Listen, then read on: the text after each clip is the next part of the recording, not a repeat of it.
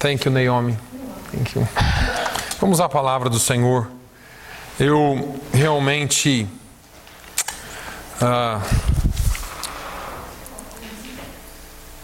quero nessa manhã conversar com a igreja, né? Mais uma vez. Vamos à Bíblia.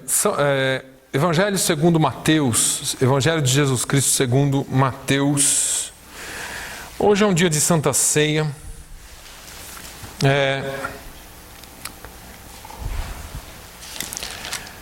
No capítulo 26, irmãos. Capítulo 26 de Mateus. Eu fiquei aqui indo para lá e para cá, indo e voltando aqui nessa palavra. Então nós vamos ler alguns versículos aqui hoje. Os irmãos me perdoem se eu for um pouco para frente, voltar um pouco para trás, mas eu quero ser fiel àquilo que o Senhor colocou no meu coração. E não importa muito hoje a ordem aqui da mensagem, eu quero que você receba a mensagem. Quero que essa mensagem seja ministrada ao seu coração. No versículo 26, nós lemos, acho que até a ceia passada, quando Jesus falou sobre a Santa Ceia, quando ele participou da última ceia, antes dele ser morto. Então nós temos os versículos 26 ao 28, a leitura da Santa Ceia. Depois nós temos o fato de Jesus falar que um seria o traidor e todos nós sabemos que Judas seria o traidor. Pedro, isso aqui eu estou fazendo um apanhado de todos os evangelhos para que vocês entendam. Pedro se põe de pé porque Jesus fala, olha, um vai me trair, mas todos vão me abandonar. E Pedro fala, Jesus, eu não vou abandonar o Senhor. Eu vou com o Senhor até a morte. Eu não tenho esse negócio de abandonar, eu sou macho. E se eu precisar morrer com o Senhor, eu morro. E Jesus falou assim, não, Pedro, você também vai me abandonar. Aliás, você vai um pouco além, você vai me negar. E olha, antes que o galo cante, você vai me negar 3 vezes. E Pedro ficou revoltado com esse negócio, porque isso todos nós temos. Eu acho que talvez se eu perguntasse aqui para gente aqui, me entenda mais uma vez, eu quero ir bem calmo aqui nessa nossa conversa, nós temos um tempo. Talvez se eu perguntasse quem está disposto a morrer por Jesus aqui, todos nós levantaríamos as mãos. Com certeza, nós estamos dispostos, eu creio nisso, irmãos. Eu creio até a morte. Nós estamos dispostos a morrer por Jesus. O fato aqui é que Jesus queria um pouco mais que alguém morresse por Ele. Ele queria que alguém se colocasse à disposição para viver por Ele. Porque nós estamos dispostos a morrer por Jesus. Mas muitas vezes nós não estamos tão dispostos a viver por Ele. E a questão aqui é que Jesus realmente fala para Pedro, Pedro, você vai tomar o cálice que eu vou tomar, você vai passar pelo que eu vou passar, só que é o seguinte, primeiro você vai ter que viver para mim. Era mais ou menos isso que Jesus estava falando, porque Jesus ele quer nos preparar, irmãos, não só para morrer para Ele, ou para morrermos para Ele, mas para vivermos para Ele. A grande transformação na vida de Pedro aqui foi viver para Jesus com intensidade. Porque estar disposto a morrer por Ele, uma grande parte dos cristãos estão. Mas não são todos que estão vivendo para Ele. Nos versículos 36 em diante, vem uma palavra muito interessante, Jesus no Getsemane. Então chegou Jesus com eles a um lugar chamado Getsemane e disse a seus discípulos, assentai-vos aqui enquanto vou além orar. Levando consigo Pedro e os 2 filhos de Zebedeu, começou a entristecer-se e angustiar-se muito. Então lhes disse, a minha alma está cheia de tristeza até a morte. Ficai aqui e vigiai comigo, ou velai comigo. E indo um pouco mais para diante, prostrou-se sobre o seu rosto, orando e dizendo, meu Pai, se é possível, passa de mim esse cálice. Todavia não seja como eu quero, mas como tu queres. E voltando para os seus discípulos, achou-os adormecidos, e disse a Pedro: então nem uma hora puseste velar comigo. Vigiai e orai para que não entreis em tentação. Na verdade, o espírito está pronto, mas a carne é fraca. Indo segunda vez, orou dizendo: Pai meu, se este cálice não pode passar de mim sem eu o beber, faça-se a tua vontade. E voltando, achou-os outra vez adormecidos, porque os seus olhos estavam carregados. E deixando-os de novo, foi orar pela terceira vez, dizendo as mesmas palavras. Então chegou junto dos seus discípulos e disse-lhes: dormi agora e repousai. Eis que é chegada a hora, e o Filho do Homem será entregue nas mãos dos pecadores. Levantai-vos, partamos, eis que é chegado o que me trai. E estando ele ainda a falar, eis que chegou Judas, um dos 12, e com ele grande multidão com espadas e varapaus, enviada pelos príncipes dos sacerdotes e pelos anciãos do povo. E o que o traía tinha-lhes dado um sinal, dizendo: o que eu beijar é esse, prendei-o. E logo, aproximando-se de Jesus, disse: eu te saúdo, Rabi. E beijou-o. Jesus, porém, lhe disse: amigo, a que vieste? Então, aproximando-se eles, lançaram mão de Jesus e o prenderam. Só até aí. Essa palavra aqui, como eu disse para os irmãos, é uma palavra muito interessante. Eu já até preguei nela aqui algumas vezes, talvez. Mas eu gosto de vez em quando voltar para a gente relembrar algumas coisas ou para a gente aprender coisas novas. Pedro aqui tinha falado que ia com Jesus até a morte. O plano de Jesus para Pedro incluía sim uma morte bem parecida com a de Jesus, mas no entanto Jesus queria que Pedro fosse uma testemunha viva daquilo que ele iria fazer no futuro da sua igreja. Agora, Jesus chama 12 discípulos para estar com ele. A igreja de Jesus era composta por 12 pessoas.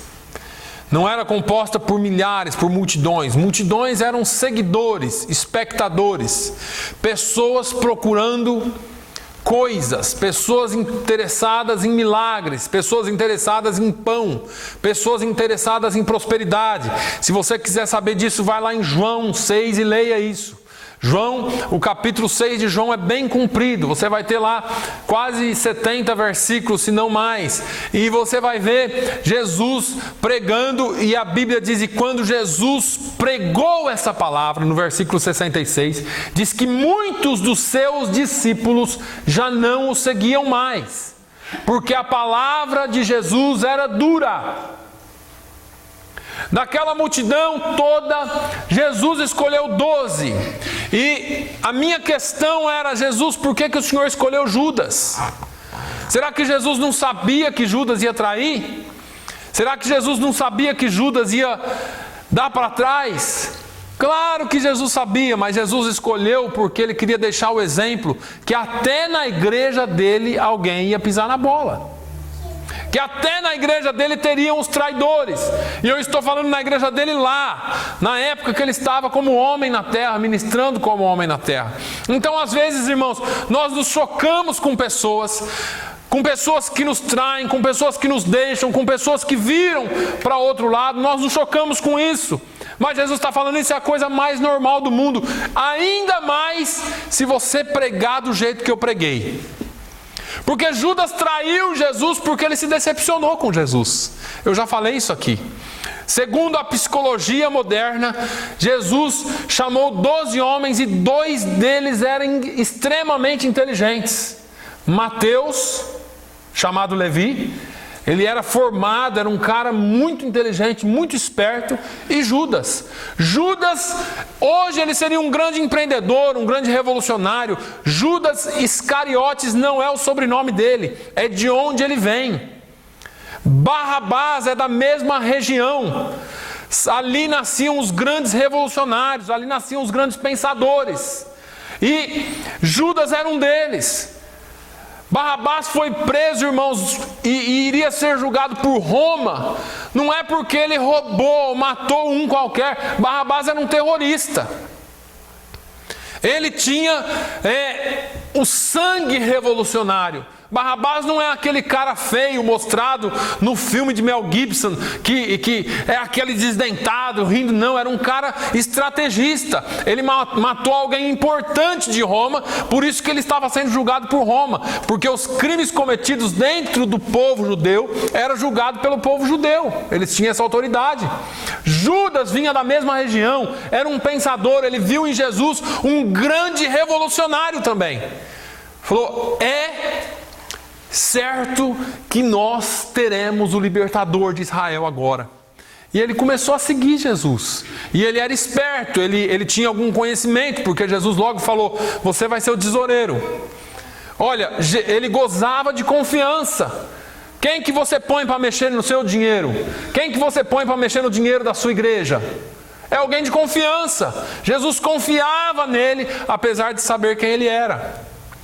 Aí, nós temos toda essa história aqui, mas Jesus, desses 12 que ele escolheu, ele chamou 3 para andar bem próximos dele.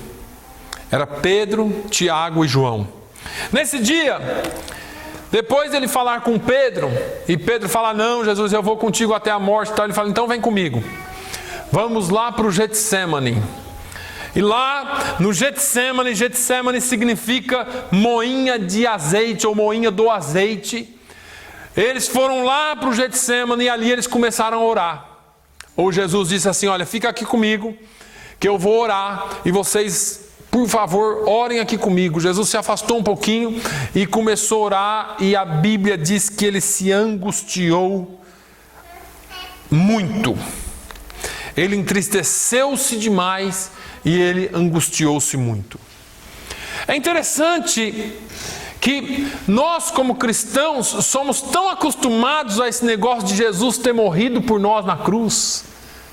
Nós somos tão acostumados a esse conhecimento que nós não damos tanto mais atenção para isso. O fato é que Jesus, a Bíblia diz que ele se entregou por nós. Eu acho que a maior angústia de Jesus talvez seria porque ele tinha o poder para não fazê-lo, mas ele decidiu fazê-lo. Ele sabia, e eu acho que a maior tristeza dele aqui não era pelo fato de ele estar indo para a morte, até porque ele sabia do final da história. A grande tristeza aqui era por causa dos altos e baixos que os seus discípulos enfrentariam daqui por diante. Seria por causa das grandes dificuldades que eles iam passar daqui por diante. E agora Jesus, ele chama esses 3 homens e diz, vem, porque eu estou muito triste. Eu estou muito angustiado. A tristeza, eu tenho a alma cheia de tristeza até a morte. Fica aqui comigo. Nós tivemos aqui uma aula na quarta-feira e o pastor trouxe uma pesquisa feita, um estudo feito recentemente, porque nas décadas de 80 e 90 foram feitas grandes campanhas de avivamento. Então você ouvia dizer sobre pregadores que faziam como o reverendo pastor Billy Graham, que faziam as grandes cruzadas de avivamento, e muitas pessoas vinham e se convertiam. O fato é que elas não se convertiam, eram pessoas já que estavam afastadas, pessoas que já conheciam, tinham afastadas, quando eu digo não exatamente de uma igreja evangélica, mas tinham uma base cristã, mesmo católica. Pessoas que já conheciam alguma coisa, e avivar ou reavivar é trazer de novo a vida de quem tem vida, ou de quem já teve vida. Se a pessoa nunca teve vida, como você pode reavivá-la? Então, tinha toda essa questão de pregar e reconectar a pessoa a Deus. Depois de um tempo, essa nova geração já não tem mais ao que ser reconectado, porque eles nunca foram conectados. E esse estudo atual diz que, a despeito dos anos 80 e 90, as pregações terem tido muito sucesso em trazer pessoas, hoje campanhas não têm mais sucesso. Se a gente fizer aqui um palanque no Kennedy Park, talvez, e convidar milhares de pessoas, talvez alguns vão aparecer e vão olhar, dar risada e ir embora. Talvez tenha um ou dois que se convertam pela graça de Deus, mas não virão mais as multidões. E por quê? Porque eles não têm mais com o que se reconectar. A nova geração está perdida completamente e desconectada de nada. Eles não têm conexão com nada, ou nunca tiveram. E aí esse estudo mostra que a única forma de se ganhar pessoas para Jesus e de se trazer pessoas para Jesus é através de relacionamentos. Relacionamentos, porque essa conversão não é mais assim, aceita Jesus, você ergue a mão e aceitou Jesus. Não, agora é só com longo prazo, com muito relacionamento, com muito testemunho que se ganha vidas para Jesus.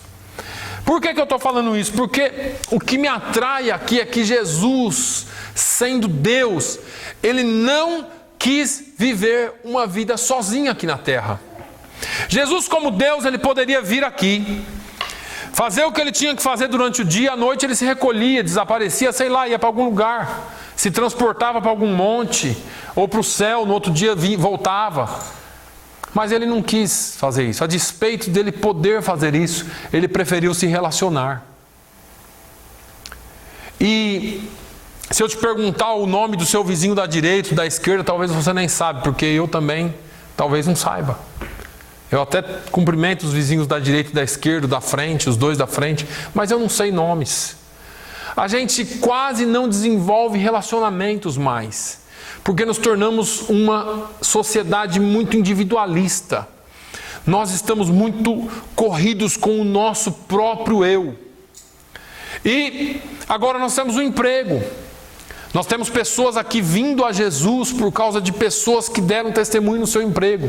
Temos aqui nesse último ano pelo menos 3 ou 4 pessoas que vieram para Jesus, estão firmes na palavra, até casamento restaurado aqui por causa de alguém do emprego que deu um bom motivo, que deu um bom testemunho.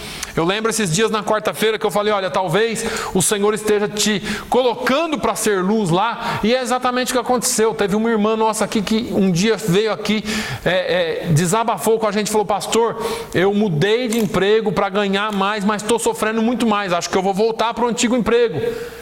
E nós conversamos com ela, falou assim, talvez, irmã, Deus te queira lá. E ela ficou lá, e depois de 1 ou 2 anos que ela está lá de volta, 3 pessoas estão aqui por causa da vida dela lá. Os mais difíceis que estavam em volta dela são aqueles que estavam mais precisando da presença dela lá. Às vezes nós nos individualizamos no nosso emprego, nós nos fechamos no nosso emprego, nos fechamos nos nossos locais de estudo, de trabalho, seja lá onde for, com as nossas amizades, mas o Senhor quer que você tenha relacionamento.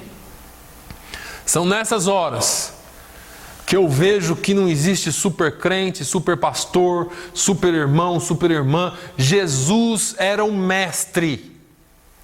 Ele chama aqueles 3 amigos íntimos dele e fala assim, olha, fica aqui comigo.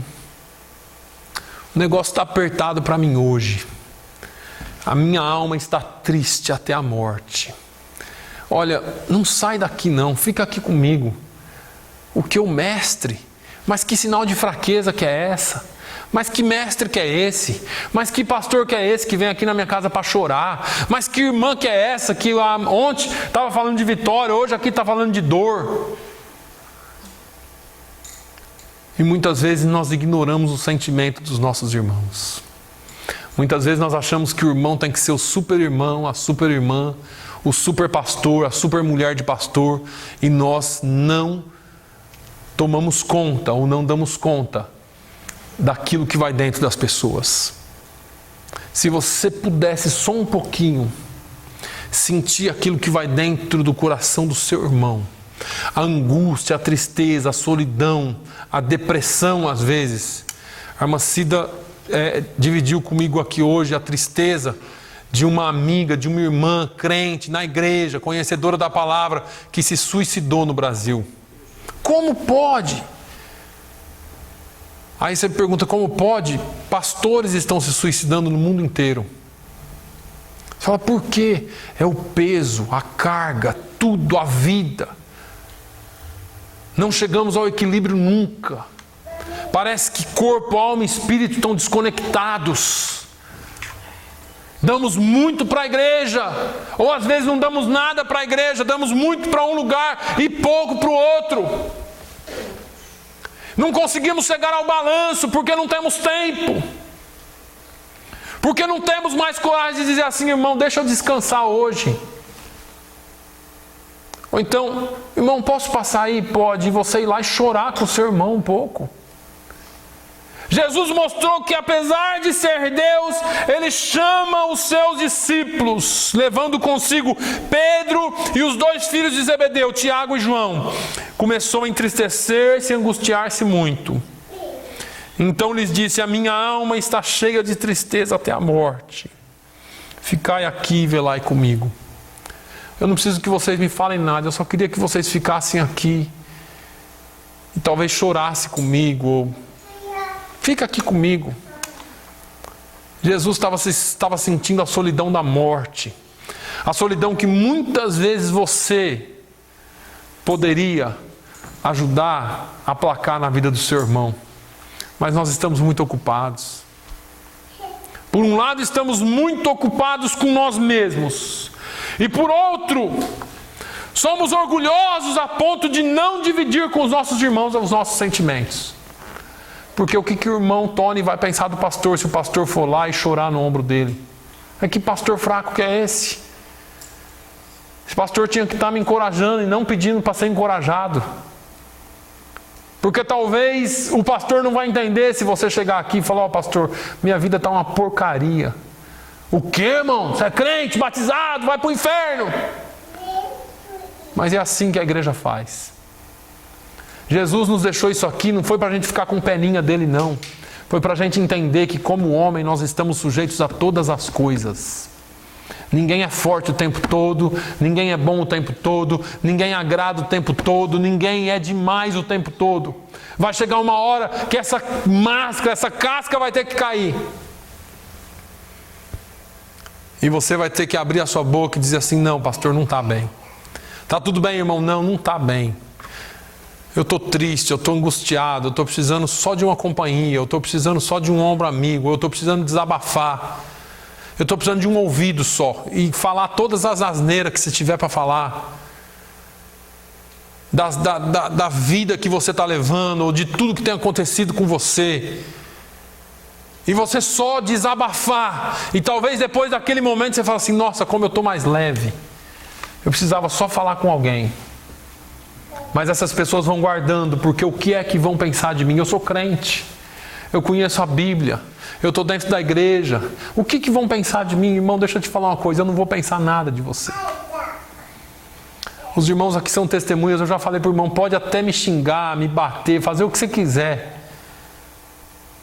Não tenha medo de chegar e falar o que você está passando. Talvez não para mim, talvez para o seu irmão um pouco mais próximo. Não tenha medo de chegar em mim e falar, pastor, estou desapontado com você, porque eu esperava mais de você. Talvez você esperou muito de alguém que não pudesse te dar tanto. Talvez essa seja a minha explicação. Mas eu quero que você entenda que todos nós somos seres humanos. E ainda o Mestre, ainda o Senhor dos Senhores, o Deus que curava a todos, o Deus que abençoava a todos, o Deus que ressuscitou mortos, chamou 3 amigos e disse assim, olha, hoje o negócio está ruim. Na nossa linguagem atual talvez seja, olha, hoje o bicho está pegando. Eu não estou conseguindo suportar a carga, a pressão, porque eu sei o que vai acontecer. Fica aqui comigo. Ora comigo um pouquinho. Quantas vezes você ligou para alguém e disse assim, irmão, ora comigo aqui hoje. O que foi, irmão? Não foi nada, só ora comigo. Eu estou triste.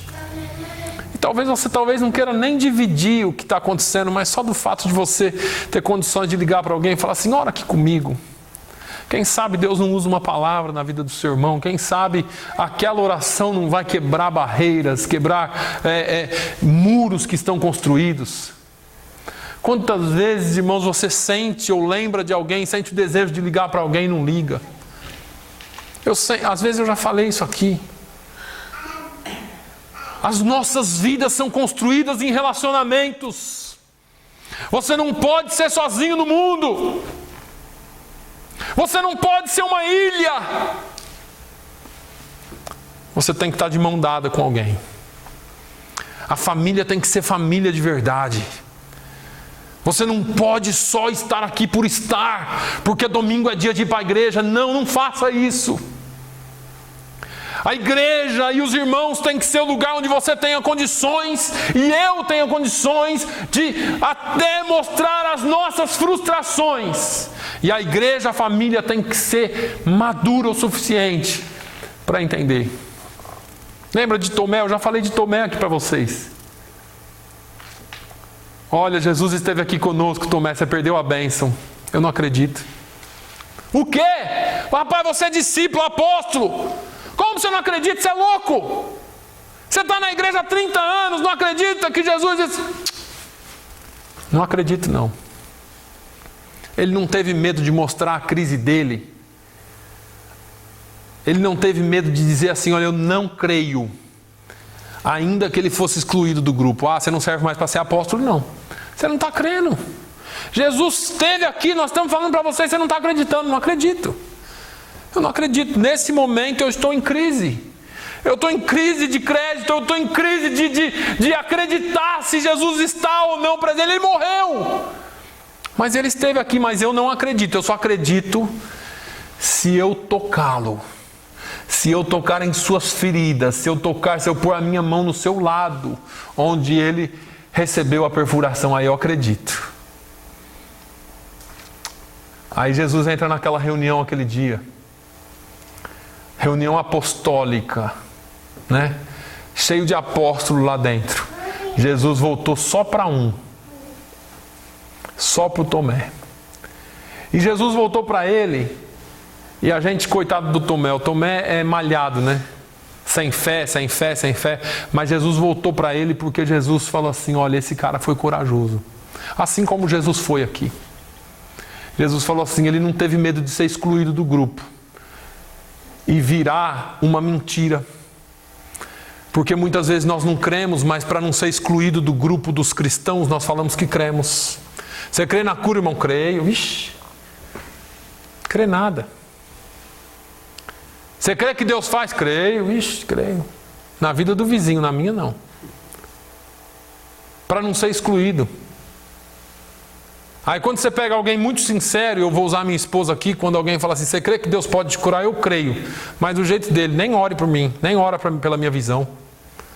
O dia que Deus quiser me curar, Ele me cura. Se Ele não quiser, Ele não cura. No céu não vai ter cego. Aí esse crente é um crente incrédulo. Jesus encontra aquele pai. O que é que seu filho tem? Ah, Jesus, esse espírito pega ele, aí de vez em quando joga ele no chão, ele baba, bate, se machuca todo, fica todo quebrado. E aí, deixa ele aí num estado difícil. Pai, você crê? Me ajuda, Jesus, na minha incredulidade. Para Jesus, aquele pai foi sincero e falou assim, eu não creio. Eu não creio. Me ajuda na minha incredulidade. E Jesus curou o menino. O que é que faz Jesus curar? É fé? Não, é sinceridade. Fé também. Mas não é só a fé.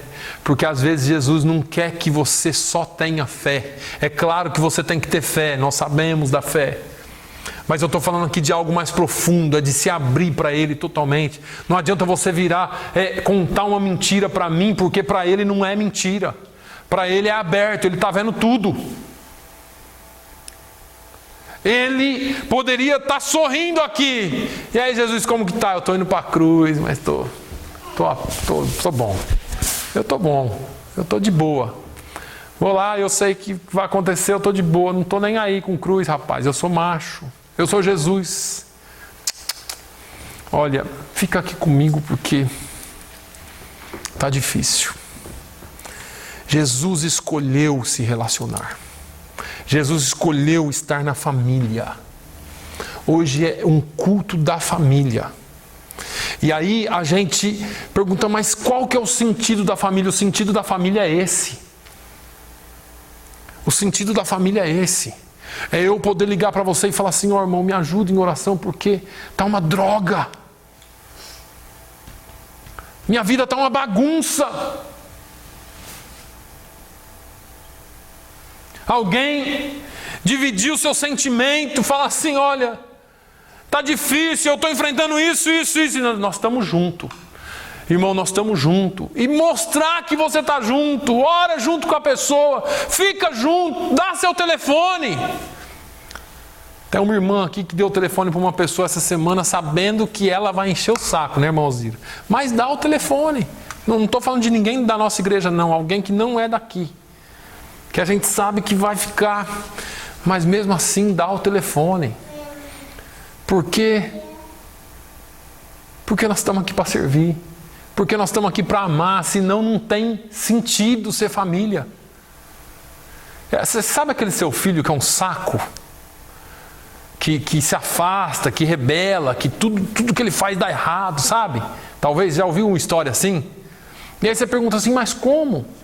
Eu tenho uma experiência lá no Brasil com uma pessoa da minha família.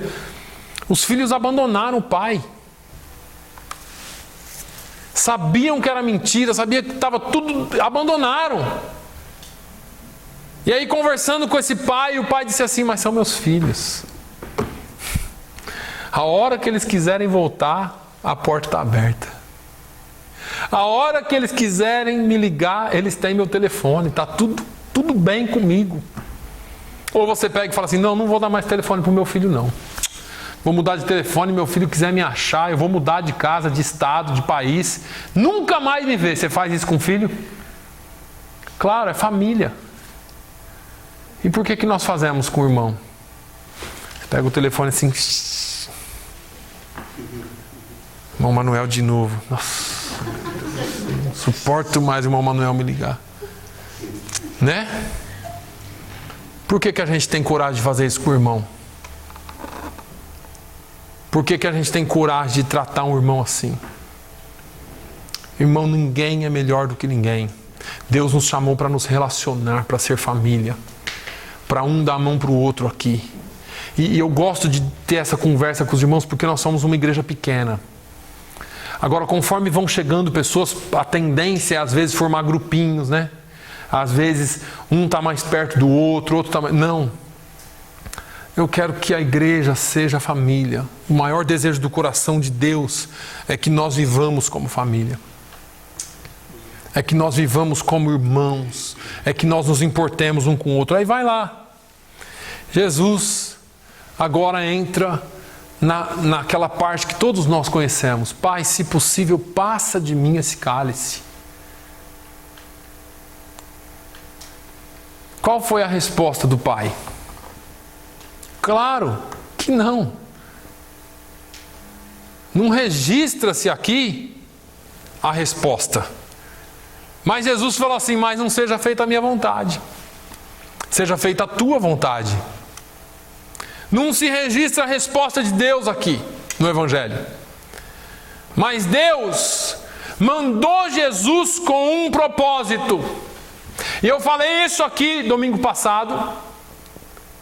Qual é o propósito de Deus para a sua vida?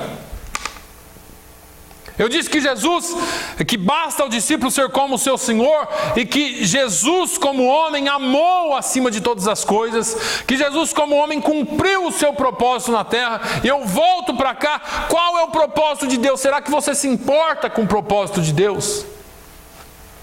Ou será que você se levanta de manhã pensando... Eu estava pensando ontem aqui, eu estava aqui na igreja e comecei a pensar sobre família. Qualquer hora eu vou trabalhando nesse assunto com os irmãos, porque é muito interessante esse negócio de família. Eu comecei a orar e o Espírito Santo começou a ministrar em mim, falando assim, o que você quer para os seus filhos? O que ela vai ser? O que ele vai ser? Doutor, doutora, engenheiro, engenheira... Professor, o que você... E aí nós planejamos para os nossos filhos, planejamos para o nosso casamento. Pense bem quando você vai casar, quando você foi casar. Você conheceu, você começou a conhecer a pessoa, daí a pouco você falou, vamos noivar, e quando você noiva, o natural vamos atrás de uma casa, vamos atrás de imóveis, e você começa a buscar tudo isso aí. E nós começamos a buscar tudo isso, e depois o que nós vamos ter, como que nós vamos fazer, depois vem os filhos, e aí os seus filhos, você começa a estudar, se preocupar com estudo, porque tem que se preocupar, você começa talvez a fazer até uma poupança para eles, se você tiver condições, e pensando na faculdade de medicina, que é caríssimo, que você vai ter que pagar no futuro, e vai com todos esses projetos, mas nós pensamos muito no que eles vão ter, e não no que eles vão ser como ser espiritual. O que é que planejamos para o nosso casamento espiritualmente? O que é que planejamos para os nossos filhos espiritualmente? O que é que planejamos para as nossas vidas dentro da igreja espiritualmente? Já se pegou parando e pensando assim, eu tenho que planejar mais espiritualmente para a minha vida? Ou será que você fala assim, nossa, amanhã eu tenho isso, essa semana, minha escala, e vai, ai, não tem serviço no sábado, não vou trabalhar, na sexta faltou serviço, a água não estava ligada ainda, e o outro, a mulher me dispensou uma casa, e vai aquela loucura só relacionado a coisas. Eu não estou dizendo que isso é errado. O que eu estou dizendo é que nós pouco nos preocupamos com as coisas interiores, com o propósito espiritual de Deus para as nossas vidas. Qual é o propósito de Deus para as nossas vidas? O que Deus quer para nós? Talvez essa seja a pergunta que nós estejamos precisando fazer. Daqui uns dias eu vou apresentar aqui um plano para a igreja de trabalho. Porque cada um de nós, todos, podemos nos envolver na obra do Senhor. E eu prego aqui sobre mudar a comunidade, sobre ser uma bênção, sobre isso, mas o que nós temos feito? Então nós estamos trabalhando num plano onde a minha pergunta para você é: o que você tem nas mãos? Pastor, eu sou um ótimo plasteiro, então vamos plastrar a igreja. Serviço de manutenção que tiver na igreja, o senhor entra. Eu sei fazer coxinha, pastor. Então vai fazer coxinha, Macleide. Eu sei fazer tal coisa, vai fazer tal coisa. Eu sei fazer tal coisa, vai fazer... Todos nós temos algo em nossas mãos para oferecer para o Senhor. Todos nós. O fato é que quando nós detemos isso, nós temos tão pouca habilidade para fazer isso crescer. Mas quando colocamos na presença de Deus, nós temos condições de fazer isso melhorar. A minha questão aqui, irmãos, é simples. Domingo que vem eu não vou poder pregar. E não tem pregador. Quem que se habilita?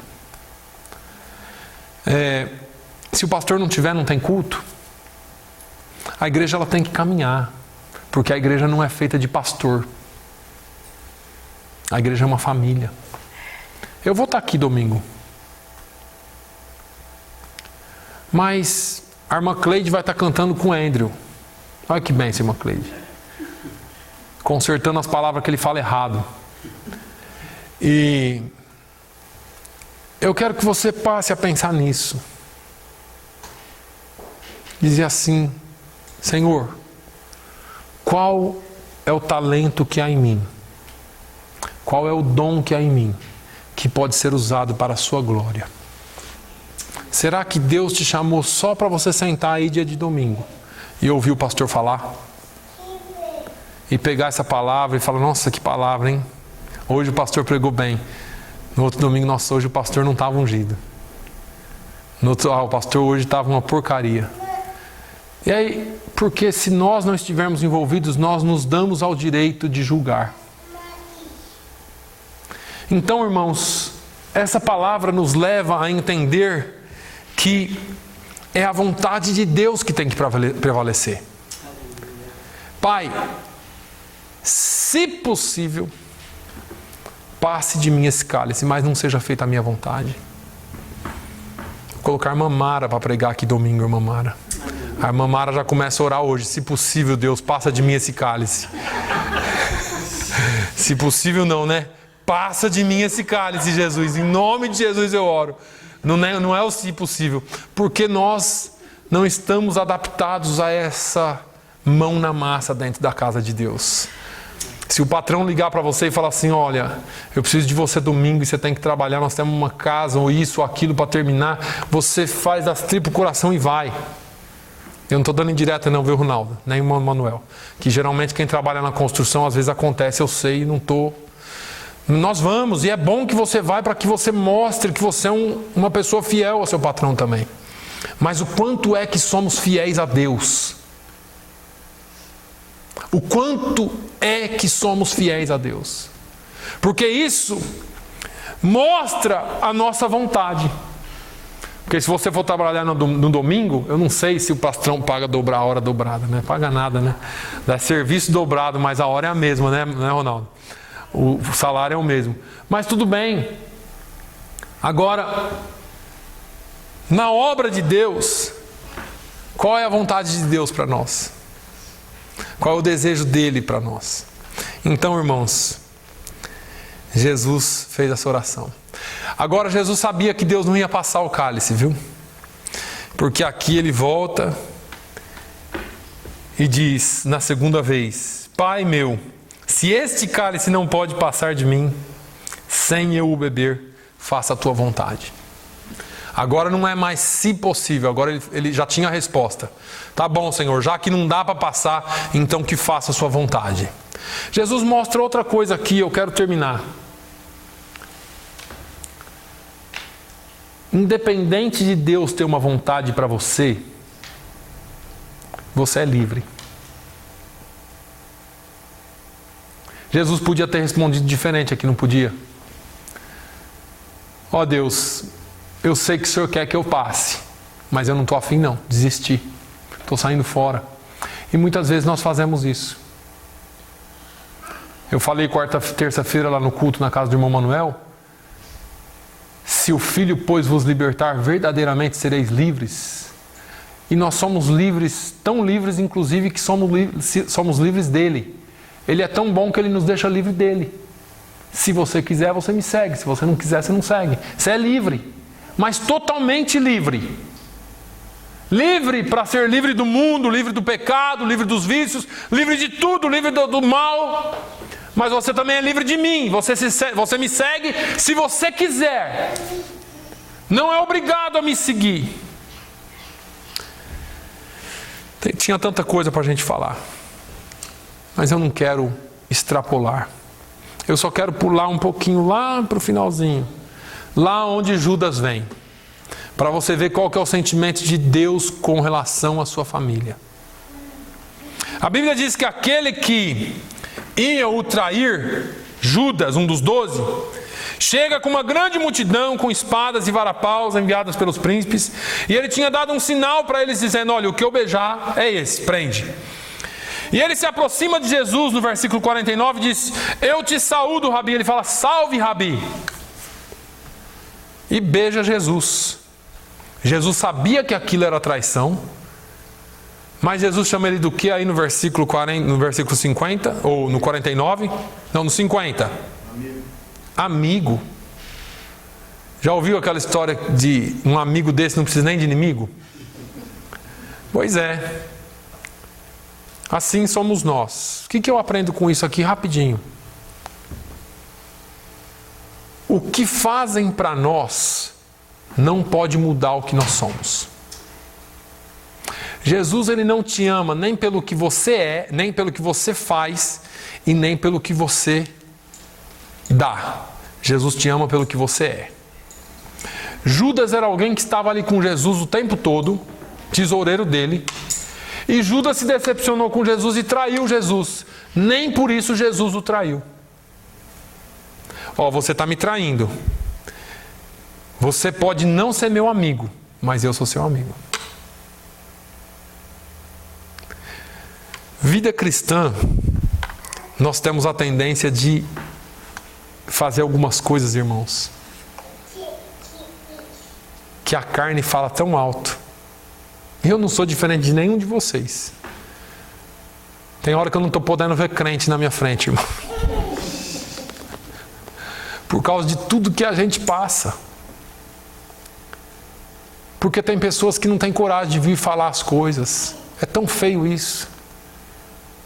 Acho que o que mais machuca em qualquer um é a pessoa virar as costas para você e ir embora.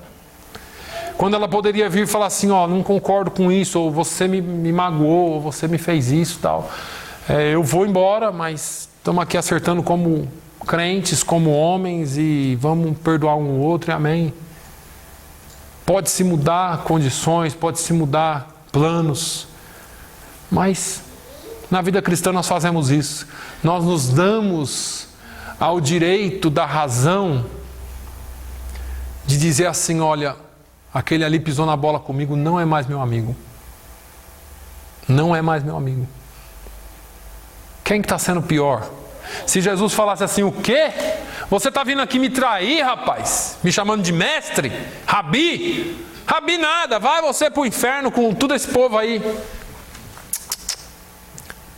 Você pode ser o que você quiser ser. Eu continuo sendo seu amigo. É isso que Jesus fala. E para nós tem que ser a mesma coisa. Olha, você pode pisar na bola do jeito que for. Eu vou continuar sendo seu amigo. A hora que você voltar, a hora que você quiser, eu estou aqui. Judas perdeu a oportunidade da vida dele, porque ele foi lá e deu cabo da vida dele. Mas nós temos que aprender isso, irmãos. Jesus sempre estará disposto a nos receber, porque Ele não se deixa influenciar pelo que fazemos. Talvez nós somos amigos há 30 anos. E você pisa na bola comigo hoje, eu falo, não quero mais saber de você. Porque aqueles 30 anos não contam mais para nada. Uma coisa que a pessoa fez. A verdadeira amizade desconta os erros. Desconta os erros. E recebe um amigo. E foi isso que Jesus fez com Judas. Amigo. Você está me traindo, Judas. Eu não vou te trair nunca. Você está me traindo, Judas. Você não é meu amigo, Judas, mas eu sou seu amigo, viu? A hora que você precisar, eu estou aqui. Essa palavra hoje, irmãos, eu tinha uma outra direção para ela e quem sabe uma outra hora a gente vai aprender mais. Mas que o Senhor fale mais ao seu coração. Amém? Eu vou convidar o irmão Tony e o irmão Antônio, os dois Tony hoje, para servir a ceia.